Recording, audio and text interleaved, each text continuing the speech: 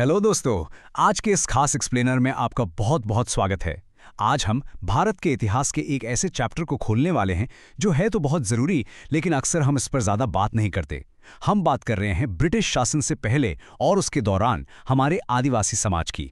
मतलब सोचिए, जो लोग जंगलों में बिल्कुल आज़ादी से रहते थे, अचानक उनकी पूरी दुनिया कैसे पलट गई। चलिए डीप डाइव करते हैं इस कहानी में। अब सबसे पहले ना हमारे दिमाग में एक सवाल आता है, ये vision of a golden age या कहें तो स्वर्ण युग का सपना आखिर था क्या? एक पल के लिए अपनी आंखें बंद कीजिए और इमेजिन कीजिए एक बिल्कुल परफेक्ट लाइफ जहां हमारे आदिवासी भाई बहन जंगलों के बीच एकदम शांति से रह रहे हैं। कोई बाहरी दखलंदाजी नहीं, कोई रोकने टोकने वाला नहीं। नेचर के साथ उनका एक ऐसा गहरा और अटूट रिश्ता था ना, जहां सब कुछ बस अपना सा लगता था। लिटरली यही था उनका गोल्डन एज। लेकिन जैसा कि हर कहानी में होता है, इस परफेक्ट और शांत सी दुनिया में एंट्री होती है विलन्स की। इन्हें कहा गया दिक्कू। अब आप सोचेंगे ये दिक्कू कौन थे? आसान भाषा में कहूं तो ये आउटसाइडर्स थे, यानी बाहरी लोग। जैसे वो लालची ट्रेडर्स, भारी ब्याज वसूलने वाले मनी लेंडर्स और हाँ, सबसे बड़े दिक्कू ब्रिटिश अफसर। तो चलिए देखते हैं आज हम किन किन चीजों को कवर करने वाले हैं। सबसे पहले हम बात करेंगे हमारे हीरो बिरसा मुंडा की। फिर हम समझेंगे कि आदिवासियों के जीने का वो अनोखा तरीका क्या था। कॉलोनियल रूल यानी अंग्रेजों के आने से क्या इंपैक्ट पड़ा, उन अजीबोगरीब फॉरेस्ट लॉज और ट्रेड को डीकोड करेंगे और आखिर में जानेंगे उस चिंगारी के बारे में जिसने एक बहुत बड़े विद्रोह को जन्म दिया। तो तैयार हैं आप? Alright, section 1, Birsa Munda the tribal leader. इस पूरी कहानी की शुरुआत होती है एक बेहद ही पावरफुल और इंस्पायरिंग लीडर से। तो बिरसा छोटा नागपुर के मुंडा समुदाय से बिलोंग करते थे। पता है, उनके आसपास के लोग सच में ये मानते थे कि बिरसा के पास ना कोई मैजिकल हीलिंग पावर्स हैं। उन्हें लगता था कि वो किसी भी बीमारी को ठीक कर सकते हैं और यहाँ तक कि थोड़े से अनाज को कई गुना बढ़ा सकते हैं। बिरसा ने खुद ये डिक्लेयर कर दिया था कि भगवान ने उन्हें अपने लोगों को डिकूज के अत्याचारों से आज़ाद कराने के लिए भेजा है। इमेजिन कीजिए, उस वक्त उन शोषित आदिवासियों के लिए वो किसी मसीहा से कम नहीं थे, एक बहुत बड़ी उम्मीद थे। Section 2, the tribal way of life, life before the British. अब हमारे लिए ये समझना बहुत क्रूशियल है कि भाई अंग्रेजों के आने से पहले आखिर ये ट्राइब्स रहते कैसे थे। पहला तरीका था जूम कल्टीवेशन, जिसे हम शिफ्टिंग कल्टीवेशन भी कहते हैं। सच बताऊं तो ये फार्मिंग का बहुत ही स्मार्ट और नेचुरल तरीका था। ये लोग क्या करते थे कि पहले पेड़ों के ऊपरी हिस्सों को थोड़ा काट देते थे ताकि सूरज की धूप सीधे जमीन तक आ सके। फिर नीचे जो घास फूस होती उसे जला देते और जो राख बचती ना, उसे मिट्टी में मिलाकर एक बेहतरीन नेचुरल खाद की तरह इस्तेमाल करते और उसमें बीज बो देते। और इसका सबसे मजेदार पार्ट पता है क्या था? जैसे एक जगह की फसल कट जाती, वो तुरंत किसी नई जगह शिफ्ट हो जाते थे। इससे वो पुरानी वाली जमीन वापस से उपजाऊ हो जाती थी। है ना कमाल का आइडिया? दूसरा तरीका था हंटर गैदरर्स का। उड़ीसा के खोंड ट्राइब्स इसका एक क्लासिक एग्जाम्पल है। ये लोग अपने सर्वाइवल के लिए पूरी तरह से जंगलों पर डिपेंडेंट थे। ये सब एक साथ मिलकर शिकार करते थे और पता है, वो साल और महुआ के बीजों से अपना कुकिंग ऑयल भी खुद निकालते थे। यही नहीं, ये लोग जंगल से कुसुम और पलाश के फूल इकट्ठा करके लोकल बुनकरों और लेदर वर्कर्स को देते थे, जिससे बड़ी खूबसूरत नेचुरल कलर्स बनते थे। मतलब आप देख रहे हैं, उनका पूरा का पूरा लाइफस्टाइल नेचर के साथ एकदम परफेक्ट सिंक में था। और ये हमें लाता है इनके तीसरे तरीके पर, एनिमल हर्डर्स। कुछ ट्राइब्स ना जानवरों को पालते थे और मौसम के हिसाब से अपनी जगह बदलते रहते थे। जैसे पंजाब के पहाड़ों में रहने वाले वन गुज्जर और आंध्र प्रदेश के लबाड़ी, ये लोग गाय भैंस चराते थे। कुल्लू के गद्दी लोग भेड़े पालते थे और कश्मीर के बकरवाल बकरियों के साथ सफर करते थे। होता यह था कि जैसी मौसम बदलता, ये अपने जानवरों की पूरी फौज लेकर किसी नई जगह, नए चरागाह की तलाश में निकल पड़ते थे, बिल्कुल एक फ्री स्पिरिट की तरह। अब आते हैं चौथे तरीके पर, जो था सेटल्ड कल्टीवेटर्स का। मुंडा जैसे कुछ ट्राइब्स ने ना एक ही जगह पे टिककर खेती करना शुरू कर दिया था। यहाँ एक बहुत दिलचस्प बात थी, जमीन किसी एक इंसान की नहीं होती थी, बल्कि उस पर पूरे कबीले का हक होता था। अब ब्रिटिशर्स को ये सेटल्ड ट्राइब्स बहुत पसंद आए। आप सोचेंगे क्यों?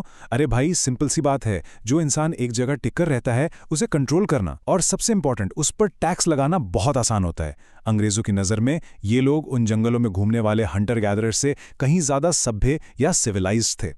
तो अगर हम इस पूरी ट्राइबल लाइफ की कोर फिलॉसफी को एक वर्ड में समराइज करें तो वो वर्ड होगा आज़ादी। जी हाँ, जंगल में बेरोक टोक कहीं भी घूमने की आज़ादी और अपनी ज़मीन, अपने जंगल को अपने हिसाब से यूज़ करने का एब्सोल्यूट राइट। वो जंगल उनका अपना घर था, उनकी पूरी दुनिया थी। लेकिन अनफॉर्चुनेटली ये जो गोल्डन एज था ना, ये अब बहुत जल्द खत्म होने वाला था। Section 3, colonial rule impact, the turning point. अब यहाँ से कहानी एक बहुत ही सीरियस मोड़ लेती है, क्योंकि ब्रिटिश रूल के आते ही सब कुछ पलट गया। दिक्कुज अब पूरी तरह से कंट्रोल अपने हाथ में ले रहे थे। जरा एक सेकंड के लिए खुद को उनकी जगह रखकर इमेजिन कीजिए। मान लीजिए आप अपने कबीले के एक बहुत ही ताकतवर और रिस्पेक्टेड मुखिया हैं। ब्रिटिशर्स के आने से पहले आपके पास पावर थी, आप अपने लोगों के लिए नियम खुद बनाते थे। लेकिन ब्रिटिश रूल के आते ही क्या हुआ, आपकी वो सारी एडमिनिस्ट्रेटिव पावर एक झटके में छीन ली गई। आपको अपनी ही जमीन पर सिर्फ एक कठपुतली बनाकर रख दिया गया। अब आपको अंग्रेजों को भारी टैक्स देना पड़ता था और उनके बनाए अजीबोगरीब कानूनों को मानना पड़ता था। सोचिए, ये कितना बड़ा और अपमानजनक झटका रहा होगा उनके लिए। Section 4 forest laws and trade, the exploitation of tribals. और दोस्तों, कहानी यहीं खत्म नहीं होती। अब एंट्री होती है उन खतरनाक लीगल ट्रैप्स की जिन्होंने आदिवासियों की जिंदगी को सच में बर्बाद करके रख दिया। देखिए, आदिवासियों को जो सबसे बड़ा नुकसान पहुंचाया ना, वो था अंग्रेजों के फॉरेस्ट लॉज ने। उन्होंने रातों रात पूरे के पूरे कानून ही बदल डाले। सारे जंगलों को डिक्लेयर कर दिया गया स्टेट प्रॉपर्टी, यानी अब वो ब्रिटिश सरकार की संपत्ति थे। जहां से भी उन्हें अच्छी क्वालिटी की लकड़ी मिलती, उसे उन्होंने रिजर्व फॉरेस्ट का टैग दे दिया। और इसकी सबसे भयानक बात पता है क्या थी? आदिवासियों को उनके अपने ही घर में शिकार करने, फल फूल इकट्ठा करने या झूम खेती करने से पूरी तरह से बैन कर दिया गया। लिटरली उनसे उनका घर ही छीन लिया गया। अब आप सोचिए, जिस जंगल में आपके पूर्वज सदियों से रह रहे हैं, वहां से आपको धक्के मार के निकाल दिया जाए। लेकिन यहां अंग्रेजों को खुद एक बड़ी दिक्कत आ गई। उन्होंने सोचा कि भाई, अगर ट्राइबल्स चले गए तो जंगल से रेलवे स्लीपर्स के लिए लकड़ियां काटेगा कौन? इसके लिए तो मजदूर चाहिए। तो उन्होंने एक बहुत बड़ी चालाकी की। उन्होंने आदिवासियों को जंगल के एक छोटे से हिस्से में वापस रहने की परमिशन दे दी, लेकिन एक बहुत ही अनफेयर शर्त पर। शर्त यह थी कि उन्हें फॉरेस्ट डिपार्टमेंट के लिए एकदम कौड़ियों के दाम पर मजदूरी करनी पड़ेगी। मतलब अपनी ही जमीन पर रहने के लिए उन्हें ब्रिटिशर्स का बंधुआ मजदूर बना दिया गया। It's just shocking. Now what's really interesting about this slide is, जरा इस नंबर पर गौर कीजिए, 3 से 4 रुपए। आपको पता है ये क्या है? ये वो मामूली सी कीमत है जो उस जमाने के ट्रेडर्स हमारे संथाल आदिवासियों को 1000 सिल्क कोकून के लिए देते थे। जी हाँ, आपने बिल्कुल सही सुना। हजारों कोकून पालने की वो दिन रात की जीतोड़ मेहनत, और बदले में उनके हाथ में क्या आता था? सिर्फ 3 या 4 रुपए।